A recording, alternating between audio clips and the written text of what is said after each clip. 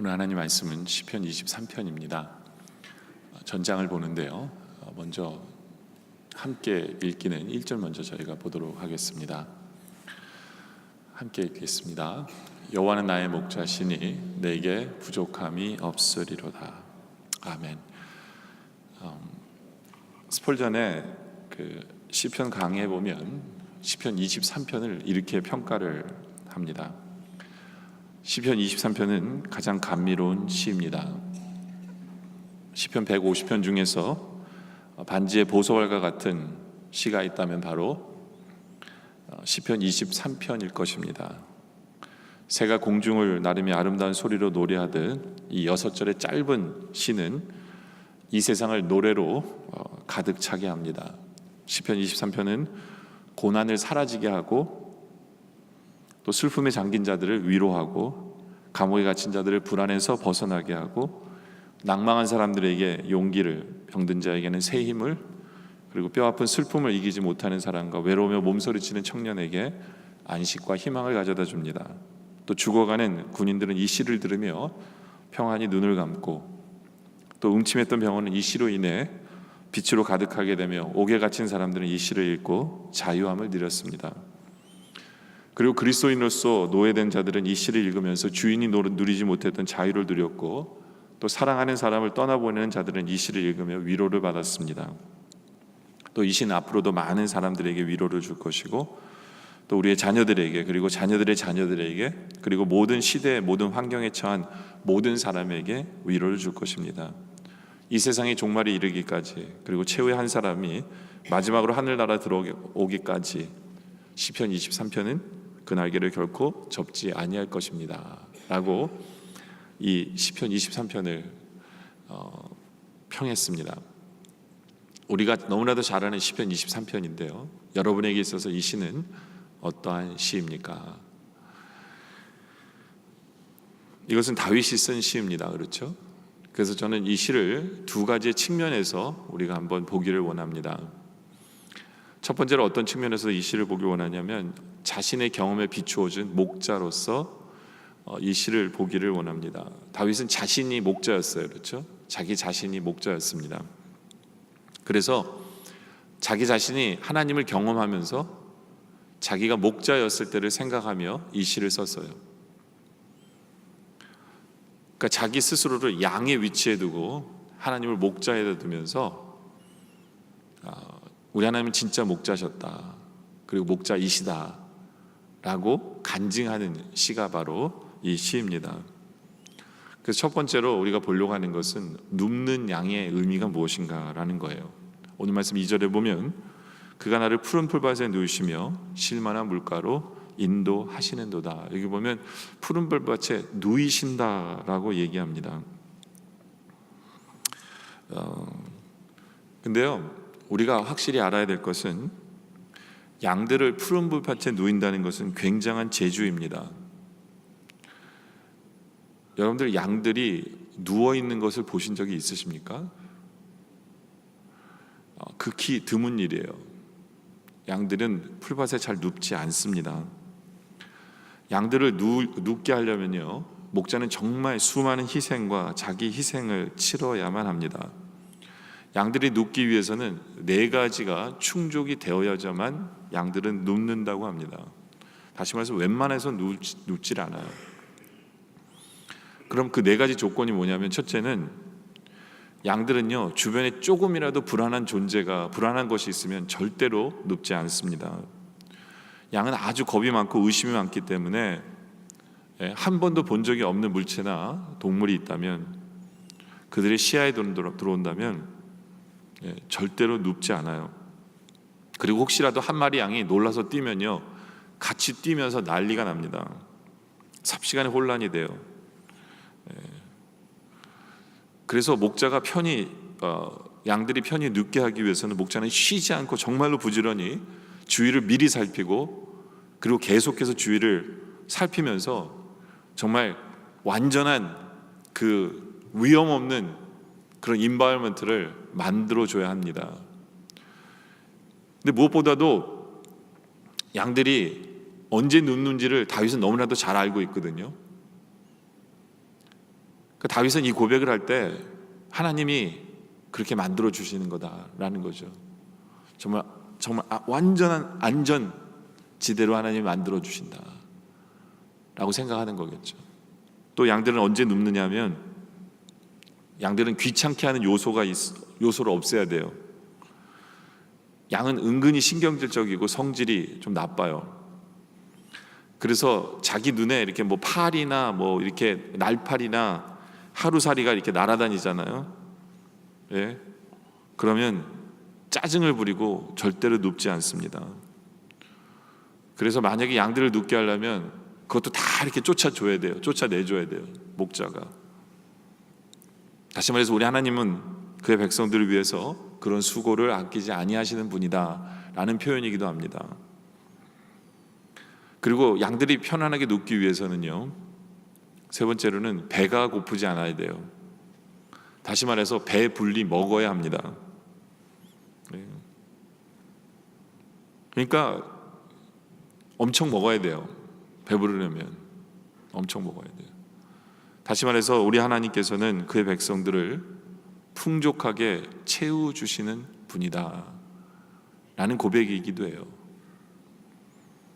그리고 마지막으로 양들이 풀밭을 편히 눕기 위해서는 양들 자체 안에서 평화가 유지돼야 돼요. 우리는 흔히 양들을 평화의 상징인 줄 알고 있지만 사실은 그렇지 않습니다. 양들끼리만 내버려두면요, 힘없고 어린 양은 힘세고 못된 양들 때문에 시달리고 왕따 당하고요, 좋은 자리는 언제나 빼앗기고요, 잠시라도 편히 누워 쉴 틈이 없어요. 그래서 모든 양들이 골고루 다 쉬게 하기 위해서는 목자는 특별히 신경 써서 양들끼리 싸우지 않도록 해야 돼요. 그러니까 하나님께서는 그의 백성들을 위해서 평화, 그런 수고도 아끼지 아니하시는 분이다 라는 것이죠.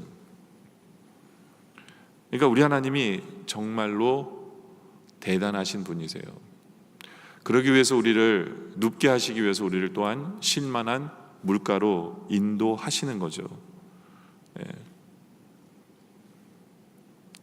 우리로 눕게 하시기 위해서 우리 하나님께서는 지금도 우리 안에 역사하시고, 우리에게 두려워하지 말라고 하시고, 걱정하지 말라고 하시고, 내가 너와 함께합니다 라고 우리 하나님은 말씀하고 계십니다.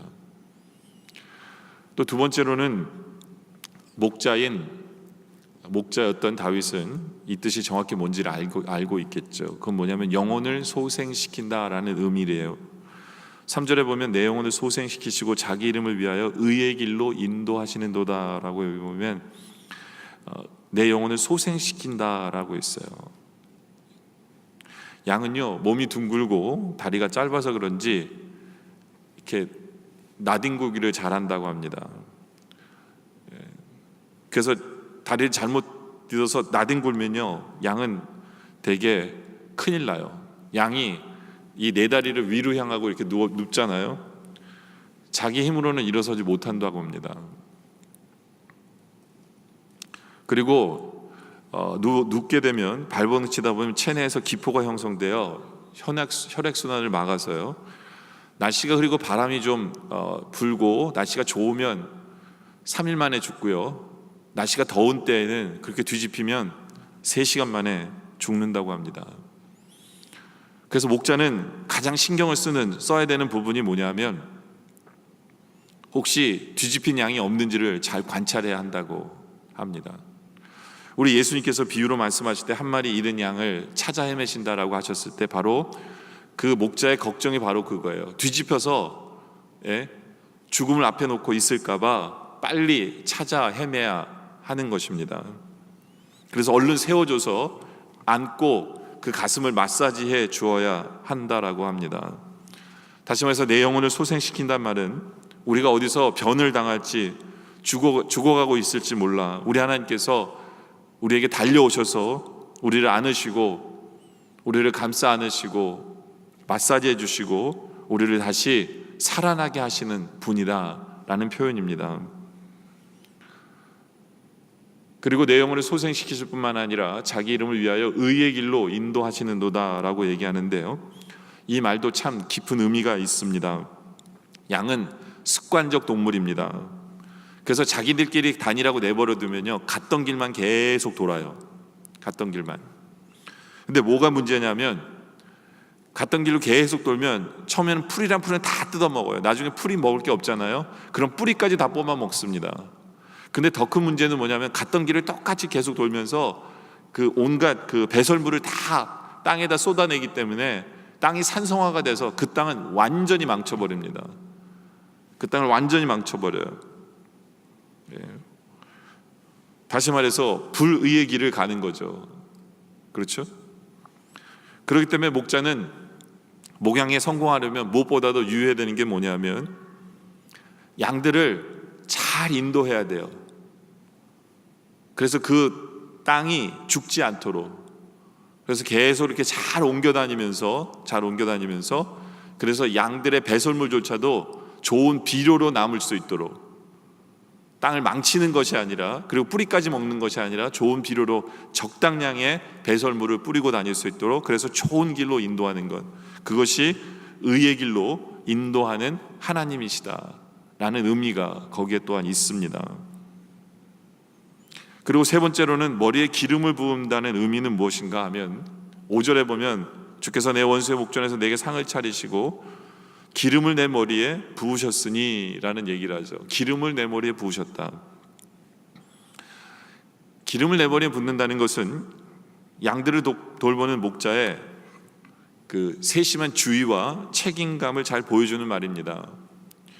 양의 콧구멍 입구는 늘 물기가 있어서 촉촉하다고 합니다. 그러다 보니까 거기에 벌레가 기생을 할 수가 있어요. 그리고 그 벌레는 양의 콧구멍에다가 알을 까기도 하고 또 거기서 애벌레가 나와 콧구멍 속으로 들어간다고 합니다. 그렇게 되면 양은 통증도 일으키고 때로는 실명까지 하게 된다고 합니다. 그렇지 않아도 성깔이 안 좋은 양은요, 콧구멍에 뭐가 이렇게 묻고 뭐가 자라면 그 코를 땅바닥이나 이 바위 같은 데다가 이렇게 또 쳐받는데요, 들이받는데요. 그러니까 자기 얼굴에다 자기 코에다가 상처를 내는 거예요. 그럴 때 항상 목자는 상비약처럼 올리브 기름을 가지고 다니면서 안아서 그 상처에다가 기름을 발라준다고 합니다. 다시 말해서 목자의 지극한 정성과 배려를 엿보며 또 케어하는 것을 보여주는 부분이 바로 기름을 붓는 모습이다라는 거죠. 우리가 상처냈을 때 어김없이 찾아오셔서 우리를 싸매주시고 고쳐주시는 그 목자 같으신 분이 우리 하나님이시다라는 것입니다. 또 네 번째로는 내 잔이 넘치다라는 의미는 무엇인가 하면 5절에 보면 주께서 5절 맨 뒤에 보면 내 잔이 넘치나이다라는 말씀이 있습니다. 내 잔이 넘치다라는 것은 무엇일까요? 목자들은 밤에 들판에서 추운 밤에 양들을 지킬 때가 많습니다. 추위나 추워지면 양들도, 어떤 양들은 오한이 드는 양들이 있다고 합니다. 그래서 그런 양들을 위해서 항상 목자는 술을 탄 물을 가지고 다닌다고 합니다. 그래서 추워하는 그 양, 오한에 떠는 그 양들을 품에 안고 잔에 따라서 그 양들이 먹도록 한다고 합니다. 그때 그 양들은 몸이 뜨뜻해지면서 행복함에 젖는 그 모습이 바로 내 잔이 넘치다라는 표현이라고 합니다. 우리 하나님께서는 그처럼 하나님의 백성에게 사랑과 은혜가 넘치도록 베푸시는 우리 하나님의 모습을 보게 하죠. 그렇죠? 바로 이러한 목자를 둔, 양으로 눕게 하는 목자를 둔, 영혼을 소생시키시고 머리에 기름을 붓고 내 잔이 넘치게 하는 그 목자를 둔 그 양들은 어떤 고백을 하게 되냐면 그것이 1절의 고백이죠. 여호와는 나의 목자시니 내게 부족함이 없으리로다. 부족함이 없어요. 부족함이 없어요. 바로 그분이 우리의 하나님, 우리의 목자 되신 분이시다라는 것이죠. 그리고 다윗은 자기가 목자로서 하나님을 그렇게 바라보면서 이제 우리가 시편 23편을 또다시 어떤 각도에서 볼 수 있냐면 자기가 다윗이 자기 삶 속에 체험한 그 하나님을 또 보게 되어집니다. 그 두 번째로 우리가 보려고 하는데요, 다윗의 삶 가운데 역사하신 목자예요. 다윗은 평생을 전쟁터에서 지냈어요. 그리고 늙어서는 그 자리를 지키기 위해서 자기 아들들과도 싸워야 했던 사람입니다. 그리고 그는 죄도 지었던 사람이고요, 그런 자신의 삶 속에서 그러한 삶을 지내오는 동안에 하나님은 어떤 목자였는가가 또 오늘 이 말씀에 다 들어 있습니다. 첫째로는 우리 하나님은 하나님이 목자이시기 때문에 다 되는 것입니다.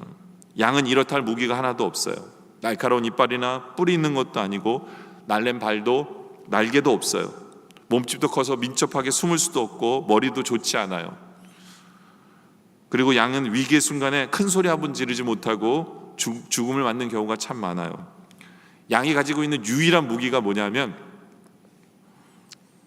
인해 전술이에요. 숫자가 많아요. 숫자가 많다는 건 뭐냐면 동물이 잡아먹을 만큼 잡아먹은 다음에 남아있을 수는 있어요. 그게 양의 유일한 무기입니다. 그러니까 처참한 거죠. 그렇지만 양에게 다른 동물과 비교할 수 없는 강력한 무기를 가지고 있습니다. 양의 무기는 자기 안에 있는 것이 아니고 밖에 있어요. 그게 바로 목자입니다. 목자는 그들의 가장 강력한 무기입니다. 목자가 지키면 늑대도 두렵지 않아요. 험한 길도 두렵지가 않아요. 먹을 것 또한 걱정하지 않습니다. 목자가 알아서 푸른 초장으로 인도할 것이기 때문에. 다윗도 마찬가지였어요. 다윗은 아무런 힘이 없었어요. 사울 왕이 그를 쫓을 때 다윗은 아무런 힘이 없었어요. 그는 동굴이나 들판에서 잠을 잡니다. 이 나라로 망명길을 떠나기도 합니다. 원수의 나라 블레셋으로 망명길을 떠나기도 하죠. 그리고 그곳에서 미친 채 하기도 합니다. 그리고 중년에는 죄 앞에서도 너무너무 무기력한 사람인 것을 보여요. 중년의 나이에 성적인 유혹에 빠져 하나님 앞에 큰 죄를 짓고 살인죄도 짓죠. 그렇죠? 자기 아들의 반란 앞에서도 너무나도 무기력한 그러한 아버지처럼 도망 나오는 그러한 모습을 우리에게 보여줍니다. 그러나 다윗은 하나님이 목자이시기에 그는 확실하게 이러한 고백을 합니다. 3장 5절이죠. 내가 누워 자고 깨었으니 여호와께서 나를 붙드심이로다. 그렇죠? 사실 인간으로서는 할 수 있는 게 하나도 없어요. 능력도 없고요, 할 게 아무것도 없어요. 염려밖에 할 게 없을 거예요. 그러나 우리가 목자이신 우리 하나님께 맡긴다면, 네? 우리는 잘 수 있어요. 우리는 누울 수 있어요. 왜요? 하나님이 우리를 붙드시기 때문에. 우리는 괜히 쓸데없는 염려로 나를 점점 죽이고 있습니다. 하나님께 맡기면 되는데, 하나님이 나를 붙잡으시면 되는데, 우리는 정말 우리 하나님이 나의 목자이심을 확신하고 있으십니까? 라는 거죠. 여러분들, 우리 하나님은 나의 목자시기 때문에 내가 부족함이 없다라는 표현은 나의 필요를 채워주시기 때문에 단순히 그것 때문이 아니에요. 우리가 부족함이 없는 이유는 무엇인가 하면 바로 하나님 때문이에요. 하나님과의 관계 때문이에요. 하나님이 채워주시기 때문이 아니라 하나님이 나와 함께 하시기 때문이에요. 여러분들, 우리가 결혼할 때도 마찬가지죠. 배우자가 무엇을 가졌고 그 얼굴이나 성격이 어떻고 어떤 지위가 있기 때문에 우리가 행복한 게 아니에요. 예? 그런 거 중요한 것이 아니에요. 진정한 부부라는 것은 그 사람이 내 옆에 있기에 우리는 행복한 거예요. 예. 자녀도 마찬가지예요. 자녀가 돈을 벌어오기에, 성적을 잘 맞기에 우리가 그 자녀를 좋아하는 게 아니에요. 행복한 게 아니에요. 왜요? 자녀가 우리와 함께 하고 있기에 우리는 좋은 거예요. 마찬가지예요. 우리는 부족함이 없는 이유가 뭐냐면 하나님이 우리와 함께 하시기 때문에 그래요.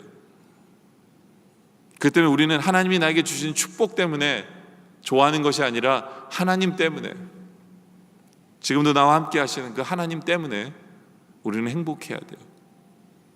하나님 때문에 우리는 걱정할 필요 없어요. 그리고 두 번째로는 다윗은 내 영혼을 소생시키신 하나님을 체험합니다. 내 영혼을 소생시킨다는 말은요, 우리 목숨을 살려주신다는 의미도 있지만 영적 침체나 불안이나 두려움으로부터 우리에게 새 힘을 불어넣어 주신다는 의미도 있어요. 다윗은 정말로 자기가 막막할 때가 너무나도 많았어요. 그래서 시편 42편 5절에 이런 고백들을 하죠. 내 영혼아 어찌하여 낭망하며 어찌하여 내 속에서 불안하여 하는고. 정말 이럴 때가 너무나도 많았어요, 다윗이. 이것이 다윗의 모습이었어요. 그러나 그때마다 그의 영혼을 소생시키시는 하나님을 다윗은 체험한 거예요. 영적 침체는 왜 옵니까? 죄를 짓 때 영적 침체가 와요. 인간은 하나님의 형상으로 지음받은 사람이기 때문에 우리가 죄를 짓잖아요. 그러면 우리는 영적 침체에 빠질 수밖에 없어요. 또 우리가 실패를 경험했을 때, 내가 원하는 대로 뜻대로 되지 않고 잘 풀려나가지 않을 때 우리는 의기소침하며 또 영적인 침체에 들어가요. 왜요? 나의 무능력함을 느끼기 때문에. 실망하고 낙담하고 심하면 우울증까지도 나옵니다. 근데 반대로요, 성공해도 침체예요. 성공하고 승리했다라고 하는데도 정상에 이뤘는데 왜 침체하느냐? 허탈감 때문에 그래요. 목표 상실 때문에 그래요. 그러니까 인간은 잘 돼도 낭망하고요, 못 돼도 낭망하고, 그것이 원래 인간의 모습이에요. 그렇죠? 그런데 우리가 분명히 알아야 되는 것은요, 이 양의 위기는 양 자신의 무능력이나 양의 부주의 때문이 아니에요. 양의 가장 큰 위기는 뭐냐면 목자를 잃어버렸기 때문에 그래요. 목자를 놓쳤기 때문에 그래요.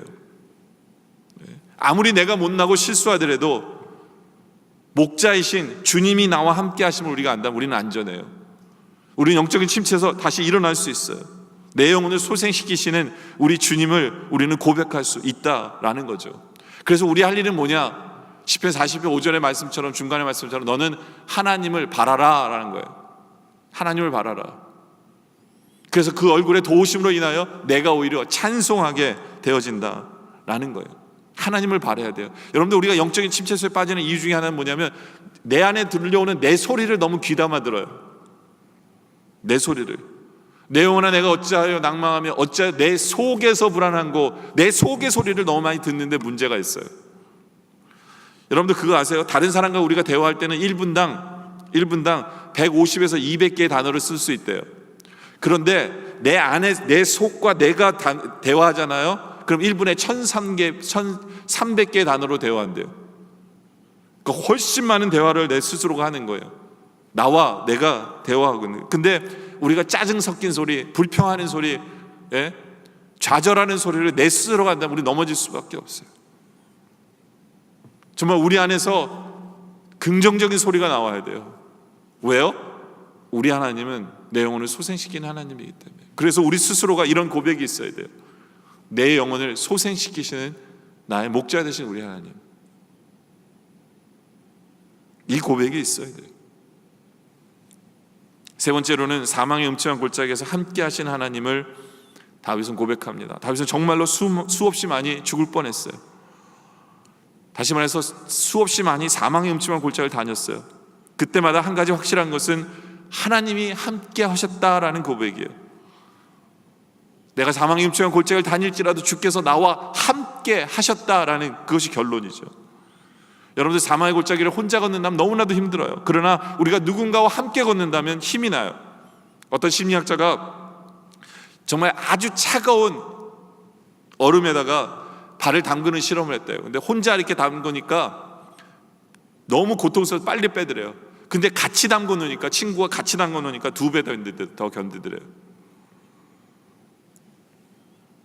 함께 한다는 것, 이것은 사망의 음침한 골짜기에서도 우리가 힘을 낼 수 있는 거예요. 우리가 분명히 기억해야 되는 것은 사망의 음침한 골짜기를 지날지라도 우리 하나님은 우리와 바싹 붙어 계세요. 바싹 붙어 계세요. 우리를 안고 가시고, 우리를 업고 가시고, 우리를 붙들고 가십니다. 그것이 우리 하나님이에요. 우리 하나님이에요. 바로 이 구절이 얼마나 많은 사람들에게 힘이 되는지 몰라요. 병실에서 혼자 누워있는 그 사람들에게 내가 사망의 음침한 골짜기로 다닐지라도 주께서 나와 함께 하심이라 라는 이 고백. 우리와 함께 하시는 그 주님을 볼 수 있는 모두가 되기를 원합니다. 네 번째는 나의 평생의 선하심과 인자하심이 정녕 나를 따르리니 라는 고백인데요, 23절 6절에 보면 내 평생의 선하심과 인자하심이 반드시 나를 따르리니 내가 여호와의 집에 영원히 살리로다. 반드시 나를 따른다는 거예요. 뭐가 나를 따른다고요? 나를 추격해 온다는 뜻이에요. 나를 따른다는 것은 라다프라는 동사인데요, 추격해 온다, 쫓아온다는 얘기예요. 다윗은 평생을 쫓겨다니는 인생을 살았어요. 어떤 면에 있어서 사울 왕에게, 자기 아들에게. 그래서 그런지 다윗은 항상 뒤를 돌아볼 수밖에 없었어요. 무엇이 자기를 쫓아오는지를. 다윗은 편히 잠을 잘 수도 없었어요. 사울이 쫓아올 때는 누군가가 자기를 뒤에서 덮치지 않을까 항상 불안합니다. 그런데 이 다윗의 놀라운 고백이 뭐냐면요, 자기를 따라오고 추격해 오는 게 원수가 아니었다는 거예요. 자기를 따라오고 추격해 오는 것은 뭐였냐면 여호와의 선하심과 인자하심이 자기를 늘 따라왔다는 거예요. 적이 아니라 은혜였다는 거예요. 여기서 선하심이 뭐예요? 하나님의 선한 성품을 이야기하는 게 아니에요. 여기서 선이라는 것은 뭐냐면 하나님이 우리를 향한 태도예요. 선함이라는 것 히브리 말로 토브라는 단어인데요, 가장 좋은 것을 주시는 것이에요. 가장 좋은 길로 인도하심을 바로 말하는 것이 선이에요. 다시 말해서 로마서 8장 28절에 나온 그 말씀이에요. 우리가 알거니와 하나님의 사랑한 자 곧 그 뜻대로 부르심을 입은 자들에게는 모든 것이 합력하여 선을 이루시는 그 선이 우리를 쫓아온 거예요. 우리는 힘들고 어렵고 고통의 순간일지라도 우리 뒤에 바싹 우리를 쫓아오는 것이 뭐냐면 선을 이루시는 그 하나님의 역사하심이 우리 뒤에 바로 있다는 거죠. 반드시 쫓아온다는 거예요. 반드시. 그래서 그 모든 힘들고 어려운 것을 좋게 바꾸시는 하나님이시다라는 거죠. 예수님도 마찬가지세요. 십자가에서 나의 하나님 어찌하여 나를 버리셨나이까, 그 고백 속에서도 결국에는 결론이 뭐예요? 합력하여 선을 이루셔서 부활하시고 승천하시고 온 인류를 구원하시는 그 역사, 그것이 선을 이루시는 하나님이세요. 다윗은 그것을 보고 있는 거예요. 하나님의 선하심. 다시 말해서 그의 인생은 추격적인 그 인생 속에서도 오히려 다윗은 하나님의 선하심을 맛보았어요. 물론 좋은 일만 있는 것이 아니에요. 그러나 결국에는 선하게 바뀌는 것을 봅니다. 또 여호와의 인자하심이라는 게 뭐예요? 여러분들, 우리가 인생을 살다 보면 수없이 많은 실수를 합니다. 잘못도 많이 해요. 어쩔 때는 잘못이 없음에도 불구하고 오해를 받을 때도 있어요. 아직 때가 되지 않았는데 사람들 우리에게 실패했다고 얘기할 판단을 내릴 때도 있어요. 밖에서 들리는 소리가 우리를 힘들게 하고 또 그 소리를 들으면서 내 내면의 소리에서도 나를 질책하고 포기하고 싶고, 그래서 가끔가다 꿈을 꿀 때도 있어요. 누군가가 쫓아오는 꿈을 꿔요. 나만 뒤쳐져 있는 그런 꿈을 꿔요. 네. 그런데 다윗은 자기를 쫓아온 것은 그런 게 아니랬다는 거예요. 여호와의 인자하심이 쫓아왔다는 거예요. 인자하심. 인자하심이라는 것은 헤세드라는 단어인데요, 가장 이 인자하심을 잘 표현한 시편이 103편 8절이에요. 8절부터 보면 여호와는 자비로우시며 은혜로우시며 노하기를 더디하시며 인자하심이 풍성하시도다. 자비로우신 것, 은혜로우신 것, 노하기를 더디하시는 그 인자하심이 우리를 쫓아오는 거예요. 또 항상 경책치 않으시고 노를 영원히 품지 않으시고 우리의 죄를 따라 처치하지 아니하시고 우리의 죄악을 따라 갚지 아니하시는 그 인자하심으로 우리를 쫓아오시는 거예요. 이는 하늘이 땅에서 높음같이 그를 경외하는 자에게 그 인자하심이 크십니다. 우리가 좀 실수하고 잘못하더라도 용서하시고 품어주시고 이해해주시고 노하기를 더디하시면서 우리에게 오시는, 우리를 쫓아오시는 그 주님,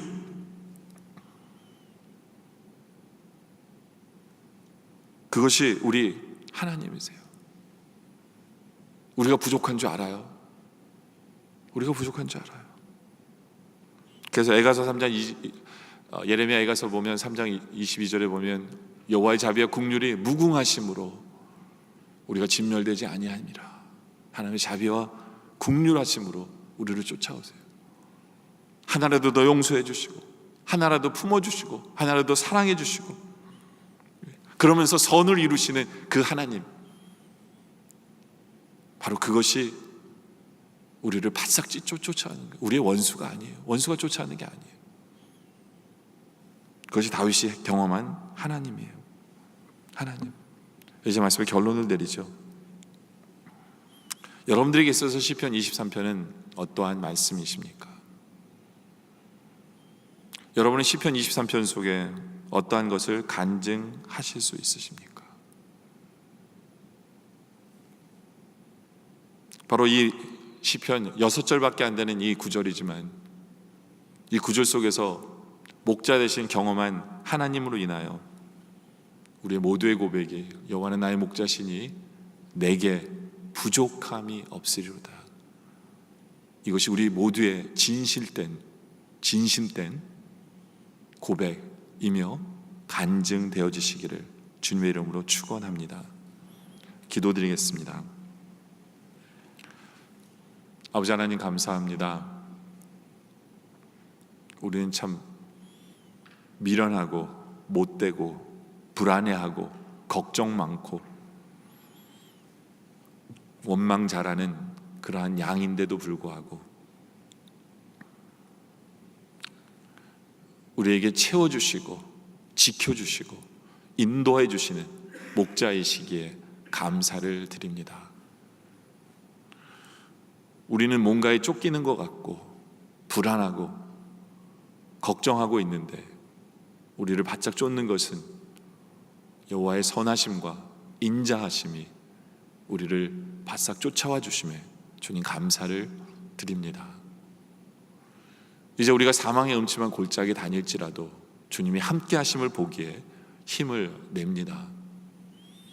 포기하고 싶고 영적으로 침체 속에 있을 때라도 이제 우리의 영혼을 소생시키시는 하나님 때문에 우리가 힘을 냅니다. 우리가 평생 살아가는 동안에 우리의 목자 되신 주님 때문에 내게 부족함이 없습니다라는 그 고백이 넘쳐나게 하여 주시옵소서. 우리의 목자 되신 주님을 찬양하며 감사드리오며 예수님의 이름으로 기도드립니다.